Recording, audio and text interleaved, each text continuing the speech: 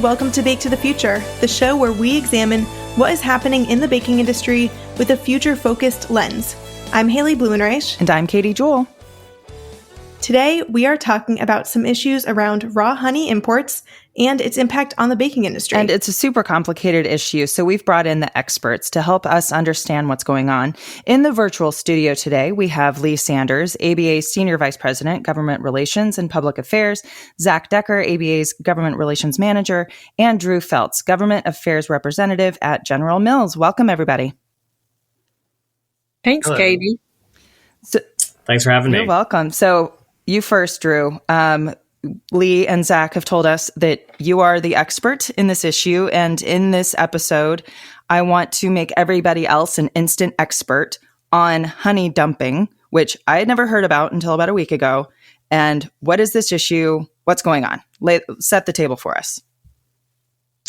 Sure. So the domestic beekeeping industry filed a petition last year alleging that 5 countries were dumping raw honey on the U.S. market at below market prices. Those countries were Argentina, Brazil, India, the Ukraine, and Vietnam.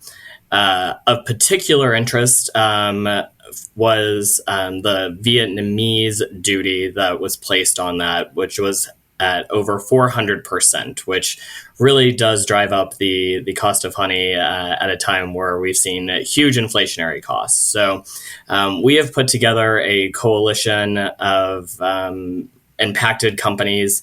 ABA has been a terrific partner in here to address this at the Department of Commerce and the International Trade Commission. And so we today is a big day. We have the hearing at the International Trade Commission that will issue the final determination as to whether there is actually dumping and there is a material harm to the U.S. domestic industry. We argue that it does not on a number of issues as to why, and we can get into that a little bit more, but that's kind of the stage as we are right now. So we will have a final determination at the end of May.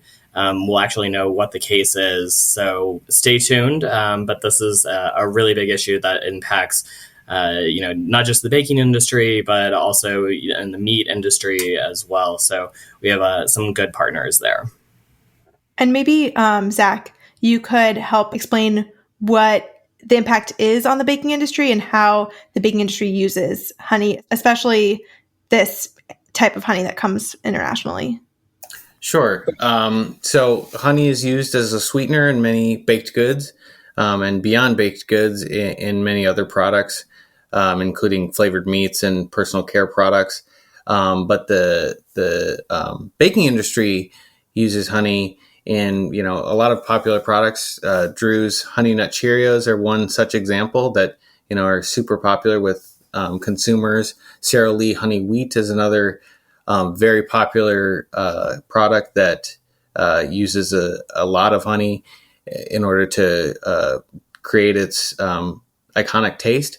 And so one big aspect of this case that we're really trying to drive home is that not all honeys are the same, in the sense that you go to a grocery store and you find the little bear bottle shaped honey, and it's very light and clear, and that's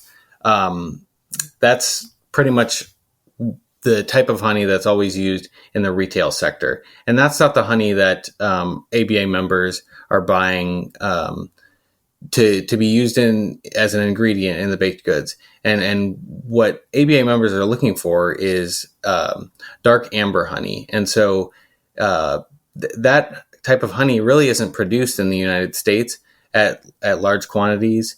It's much more common in places like Vietnam and India, where they can provide that at mass quantities.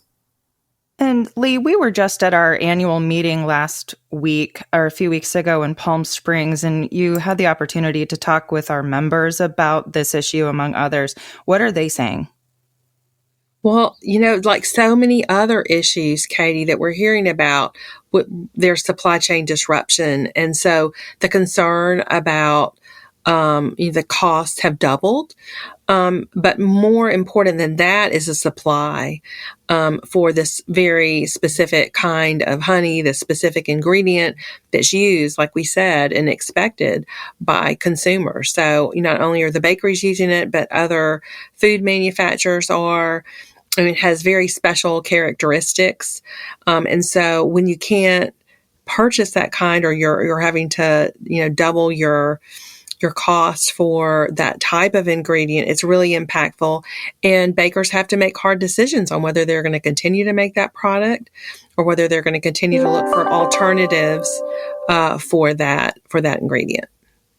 And Drew, does it mean then, if we're talking about a supply issue here, I'm certain that General Mills will do whatever they can to make sure that they get that honey for the Honey Nut Cheerios. But what does it mean for consumer products? Is this, like we've been talking about, just one more kind of pedal on the gas, driving up cost for food for consumers? Exactly. And, that's the thing, is that food manufacturers can only absorb these costs so much. I mean, this is adding about $2 a pound for the price of honey. And, when you're, a big company buying tens of millions of pounds of honey, that's a real deep impact to the corporate bottom line. And we're seeing so many other, cost increases in transportation and workforce and, other ingredient shortages and inflationary costs that it really does start to drive it up. And we can only absorb those costs so much. The thing is that the Department of Commerce is, an arm of the White House, and they've been talking about the, inflationary costs and what they can do to rein this in. This is something that they can do to immediately help food producers of iconic brands that are staples in people's pantries and their refrigerators. So, we really hope that they can see the connection there, that this is a large inflationary cost that they have sole control over. And, we're also really concerned as part of this, as this case included the Ukraine, which was recently removed from that. But they're a huge, seller to the EU for honey. That market is completely gone right now. There's no exporting out of Ukraine right now. So, that is a huge market loss that cannot be made up anywhere. And so we're only going to see even bigger shortages and other people trying to fill that vacuum. But it's not like you can turn on a switch to make more honey and make more honeybees. So this is really something that, it's a global market that has been completely disrupted. And so you walked us through earlier the timeline of how the decision from the International Trade Commission is going to come out at the end of May. And what are you hoping to see from that, and how would either outcome impact the price of honey? Sure. So if the ITC issues a negative determination, this duty will go away. If they say that, domestic industry is harmed, these duties will stay and they will drastically increase the price. And so we've seen the duty go anywhere from about 10% to 400%, depending on the country. And so we'll see where those prices or where those duties come out. But if we see a 400% duty on Vietnam, no American company is going to be able to pay that for a long period of time before they have to reformulate their products. And so we'll likely see the collapse of the Vietnamese honey market, which we saw in the Chinese honey market when there was a similar duty put on them in 2000. And so there's no Chinese honey that comes into the United States because of such high duties. And we're very concerned that that will be the case with Vietnam, and how they fill that vacuum. That's 100 million pounds of honey is coming in from Vietnam every year, and domestic producers cannot make that. They only produce about 125 million pounds total out of the 650 million pounds that U.S. consumers actually eat. So it's a huge market that will completely collapse and really ruin the economy of Vietnam. Have we seen instances similar to this before with other ingredients? This is actually the first anti-dumping case that I've been a part of in my time at General Mills, but there's, a number of other duty, and, we definitely want to support the American, worker and the American industry. But when the American industry can't, meet the supply, we need to go to our foreign markets. And, free trade is, been great for this world and economic development and, human rights issues. And so, we really think that, seeing this, is a real detriment to that. And so I would just add, this is a rare thing because on all the time I've been with ABA, and that's 28 years, there's only been one other occurrence that I can recall where the bakers were impacted by an anti-dumping case. That one was with Canada and wheat. So it was back in the, mid 90s. So quite a while back. But this one's different. And certainly there wasn't a 400% tariff that had been placed on the imported ingredient. Yeah, I guess that's what I was getting at because, I'm not in this world all the time, so I don't really know. But 400% sounds like a lot more than what should be happening, right? Absolutely. And we've made that case to the Department of Commerce and, let them know how we've seen how they arrived at that determination. And really, there were we believe, some flaws in their determination. So we've, met with them. We've asked them. We've had congressional members of Congress weigh in with the Department of Commerce on our behalf to let them know that, they can work to change this, and they really need to. I always find it really interesting how these sorts of issues come about. Like, how do they get on, Drew or Lee or Zack? How does something this specific get on your radar? Yeah, well, it came from my procurement office. I mean, they, said they were contacted by our supplier, and the supplier raised the red flag. They sent it over to our buyer, and the buyer was like, well, this is a government issue. Like, let's call our government affairs department.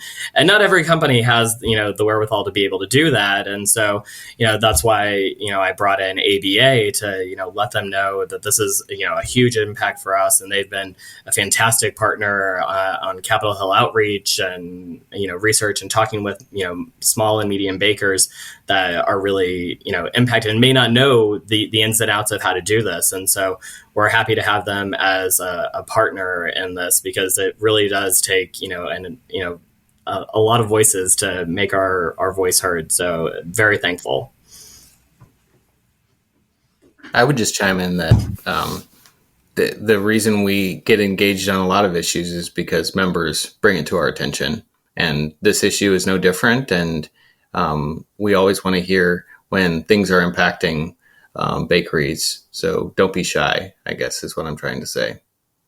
Yeah, this is a good example of where this issue is impacting a lot of our members, a broad swath. Anyone who's making honey wheat bread, it's really going to impact them. Maybe honey buns and other things like that. Certainly, honey nut Cheerios too. So I think that raising awareness, making people aware that, ABA is being their voice in Washington, and then gathering, anecdotes, gathering examples of how it's impacting their companies, painting that picture is so important. And so ABA is very effective at that.